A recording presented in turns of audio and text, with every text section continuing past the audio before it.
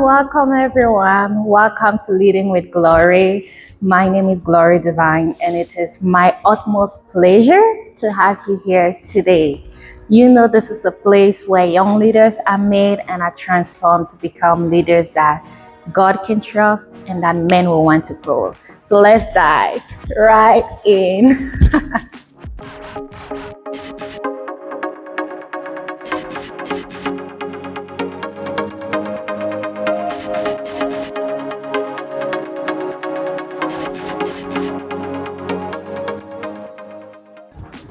Welcome again to this new edition of Leading with Glory. And today we're talking about a topic that almost every young leader has in mind.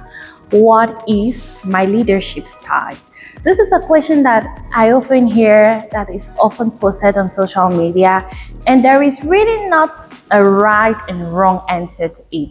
It isn't always black or white. So let us dive into that. There are so many different types of leaderships. There is authoritative leadership, there is democratic leadership, servant leadership, visionary leadership, so many of them.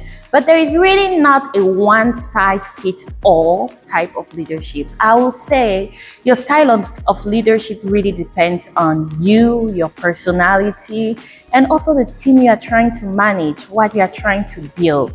So let's look into what are some of those things that I recommend you check out so that you know what is actually your leadership style. The first on my list is knowing what are your core values. What are those things that you deeply value? What are your core values, your core beliefs? I can also call it your belief system. What are some of the things that must be present in your leadership? I always say, for example, integrity is a big one for me. I really want to keep my integrity throughout. I would say another thing, for example, is authenticity. Another thing could be I don't want to mess up my family. Another thing could be God for me is a really big deal. Another thing could be I am anti-corruption. I don't do anything bribing. I don't do anything corruption. I don't do anything trying to negotiate your way towards me. So there are so many different core values you can have, but each of us have different core values. And I'll advise that you stick to only 5. Yes, you heard me right. Why 5? Because we all have a lot of things we care deeply about. And if we were all to name that or put that on a piece of paper, believe me, that piece of paper won't contain it. So I want you to write down your 5 most important core values and stick to that. Those actually will help you know a little bit more about your leadership style. The second thing I want to mention is your don'ts. What are the things that you will not do, you don't want to do? What are those things that are off limit, off boundaries for you? I would say write them down. You know, different businesses, different teams, the way you manage different people is very different. And oftentimes, if you don't have clear no's, if you don't have clear limits, the world, the society will actually not give you any boundaries. You are the one to set your boundaries, else you'll be limitless, boundaryless. I don't know what to say, but one thing you need to know is what are the things that you really cannot and do not want to do. It can be related to your team, ways you don't want to approach your team. I really don't want to be the leader that is always seen as melancholic. Or I really don't want to be that leader that everyone is scared of approaching because I always have a tight face. Or it could be I really don't want that leader to be that leader that when people confide in me, I take their weaknesses and I use it against them. That can be your don'ts. And don't use mine. And those are not maybe mine. But I want you to think about yourself and think about what are those things that you really deeply value. Those are your core values. And number 2, what are those things that you really do not want to engage in? Are we set? Okay, let's move on. The third thing I would recommend you take a look at are your strengths. Yeah, I know as young leaders, oftentimes we like to dwell on our weaknesses, and I'll talk a little bit about that. We like to stay focused on the things that we don't know how to do. I'm really bad at this, I'm really bad at that. And we tend to forget the things that we're actually good at. And most importantly, we tend to forget our strength.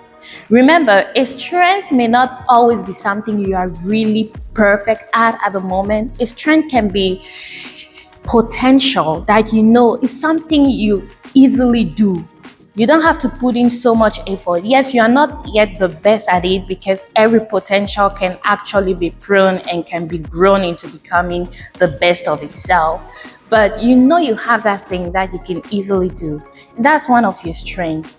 And in this particular case of finding your leadership style, I'll advise looking for strengths related to team. It can be team building. Maybe you are really good at building a team and putting a team together. It can be that you are really good at talking with people. Communication comes easily for you. It can even be that you are really good at understanding the needs of people and solving that. The most important thing here is that you need to write down what are your strengths when it comes to a team. What are your strengths when it comes to your leadership? What strengths do you inherently have as a leader? Write those down. And yes, the first thing is what are your weaknesses? We all know that, bro. We all know that we need to know what are the things we are not good at. And why do we need to know that? Because it might guide you on what is your leadership style. Let me take an example. Servant leadership means that you're like the servant. You can put everything on the line. You try to serve your followers and not be over them. Let's just put it as clear and simple as that. If you are maybe a servant leadership, some characteristic and traits that you might have is you're really good at serving people. You don't really mind hearing people out. You are a good listener. You prioritize people over tasks. That's not a bad thing. But there can be someone else who is really not that good with people. Yes, you will work on that, but you should recognize what are some of your weaknesses. Your weakness can, for example, be when I tend to talk with people, communicate with people, I am more logical than emotional. I'm more factual to the point that I don't consider emotions at all. That can be a weakness or that can be regarded as a strength as well. But noting it down, noting the things you can't do will kind of guide you into what style of leadership you actually seek more in, or even help you develop the type of leadership you actually want for yourself. The second reason why it's important to know your weaknesses is so that you can improve them. There are some fundamental keys when it comes to leadership.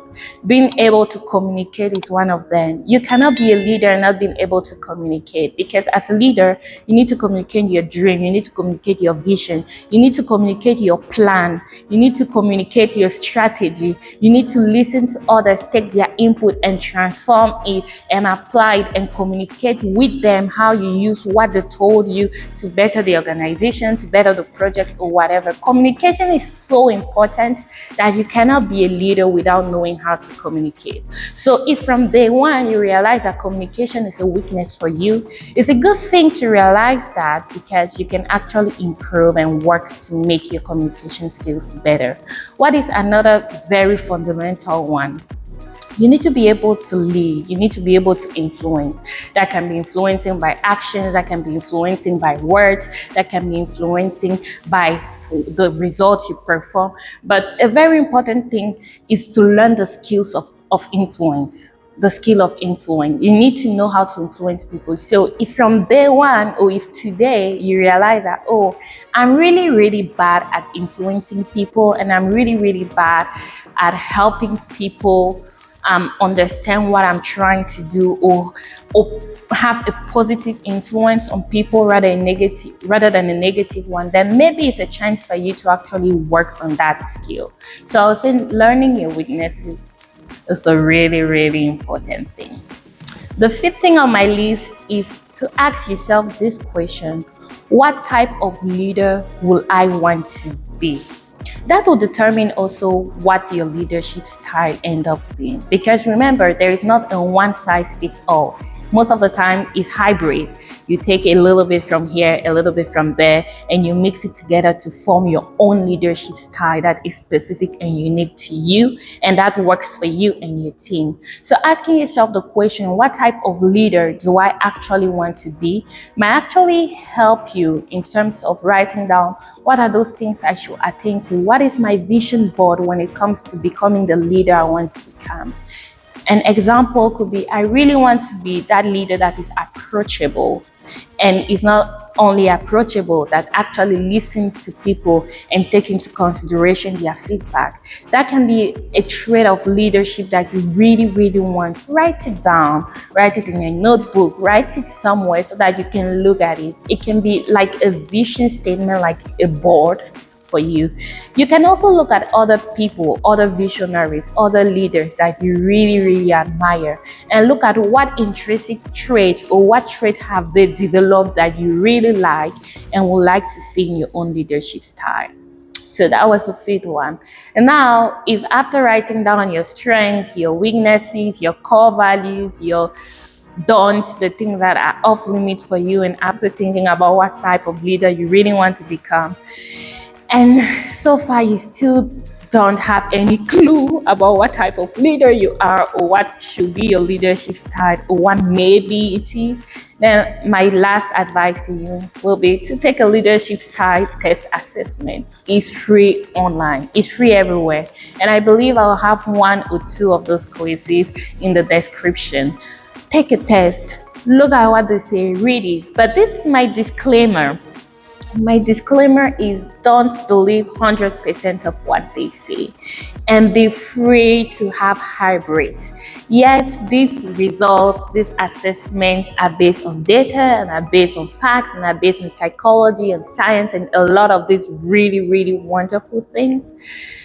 But you still are free to choose which one works for you. You can combine some areas of one style of leadership with another style of leadership. But that being said, it doesn't hurt to take the test. And most of the time it's free, so why not? So yes, check the description, check the links, try to take a test, and write in the comment section what you discovered your leadership style was. That is being through the advices I just gave or through the assessment test. Thank you so much. This concludes the end of this video. My desire for you is that you become the leader that God can trust and that men will want to follow. But I also really want you to be true to yourself and not to lose yourself in the midst of leading. So this is the end of this video. If you were edified, if you really benefited from something in this video, please drop a comment, click the subscribe button, share with a friend, activate the notification button, and I will see you next time. This was Leading with Glory, and this is the place where real talk meets real growth. Thank you so much. Goodbye.